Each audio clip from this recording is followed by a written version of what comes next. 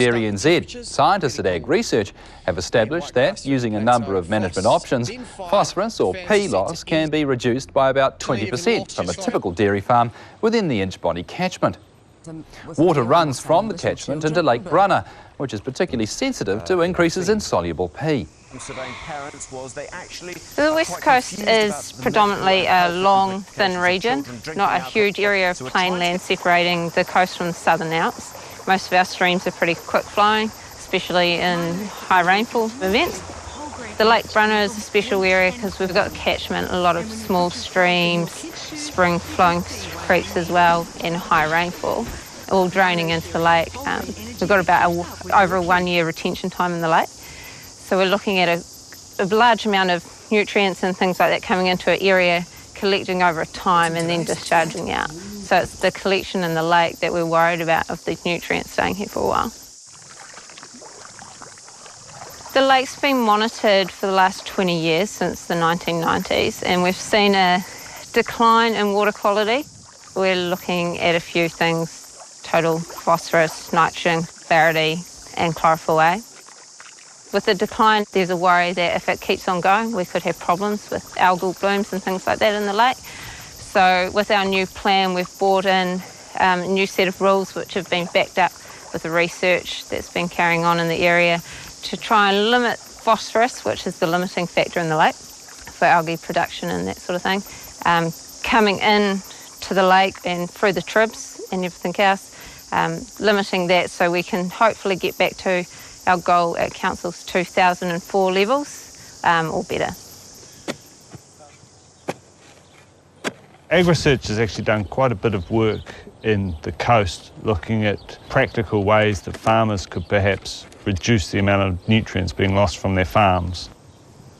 We've approached the research projects to identify mitigation strategies that will best suit those high rainfall areas, but what we might think of as the best might not fit into the farm system. So we've really tried to look at three things when we've identified mitigation strategies to reduce that nutrient loss.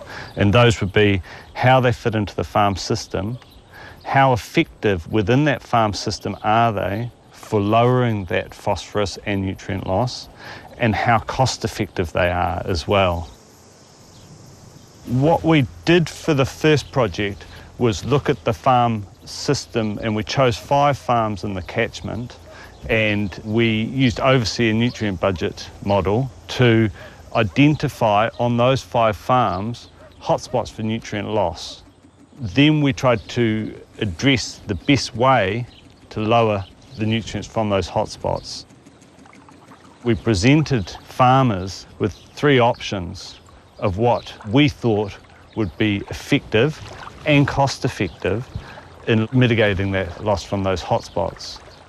We looked at fencing streams, we looked at lowering the Olsen P levels in the soil, and we looked at switching from a highly soluble phosphorus fertiliser to a low solubility phosphorus fertiliser such as phosphate rock, and that's less mobile in rainfall.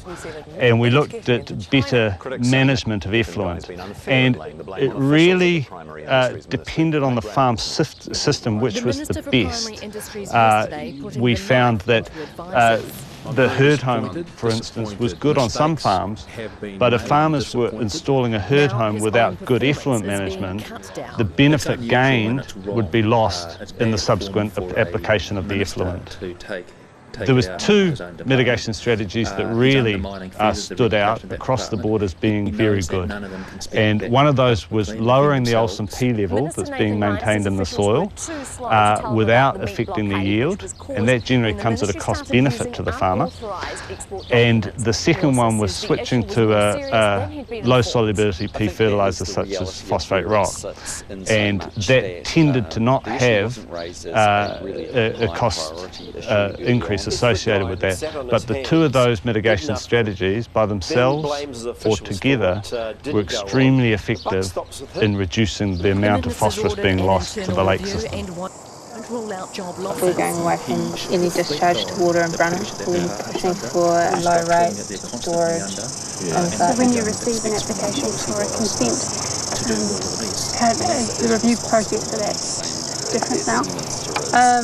Often you find on West Coast farms they have two pond systems where they are treatment pond systems that then discharge to surface water.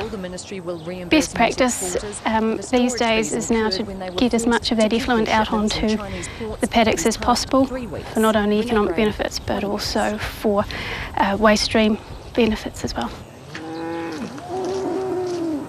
West Coast farms all up and down the coast face many challenges, particularly because of the rainfall. And each area has its own different uniqueness. That issue, coupled with different soil types up and down the coast, make that a bit of a concern in terms of getting the effluent out onto the paddock such that it is kept in the root zone. The company has rolled out a code of practice for all its suppliers to adhere to with respect to environmental concerns, animal welfare and on-farm aesthetics. A lot of what this research has helped us do is provide farmers with scientific backup with respect to best practice of getting effluent out onto pasture. On this farm, we've got hump and hollows in the land here, so we're obviously getting an area which is periodically flooded. And AgResearch has set up an irrigation trial here in conjunction with DairyNZ, looking at the effects of applying effluent to land and whether that could be done effectively without losing nutrients. The problem with applying effluent to land on the coast is that you really need a deficit, a moisture deficit in the soil to allow that effluent that you're applying to be contained within the root zone of the plant. But in the West Coast, because it rains quite often, there's very rarely the deficit needed to get rid of the volume of effluent that's generated. We've developed guidelines that will allow West Coast farmers to apply effluent to land. However, we still see three critical factors important to those guidelines, and they are that effluent really does need to be applied at a low rate to stop effluent being driven across the surface of the soil and into the humps and into the hollows, where we'll have a direct contact to the stream. We see low depth as being a key factor in all of this, and so we're not pushing effluent down through the water table and out into groundwater. And we see applying effluent when there isn't a soil water deficit, but when it's not raining. So we're still trying to avoid those heavy rain periods for applying effluent. Hello again. My guest this week is Vice